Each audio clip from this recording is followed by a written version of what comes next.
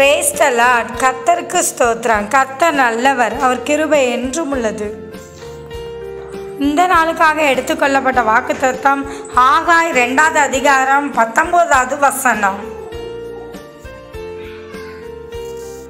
இன்று முதல் உங்களை ஆசீர்வதிப்பேன். ஆமென். தேவ பிள்ளைகளே, நம்முடைய தேவன் ஆசீர்வதிக்கிற தேவனாக இருக்கிறார். கர்த்தருடைய வாக்கு தத்தம் சொல்கிறது, இந்த நாள் முதற்கொண்டு உங்களை ஆசீர்வதிப்பேன் என்று வாக்கு கொடுக்கிறார். யாவேசுடைய வாழ்க்கையை எடுத்துக்கொள்ளுங்கள்.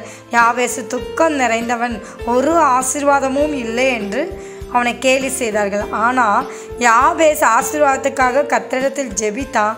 ஜெபித்தபடியே கர்த்தர் ஆசீர்வதித்தார். அதே போல் நீங்களும் ஆசீர்வாதத்துக்காக ஜெபிங்கள். கர்த்தர் உங்களையும் இன்று முதல் ஆசீர்வதித்து உயர்த்துவார். ஆமென்.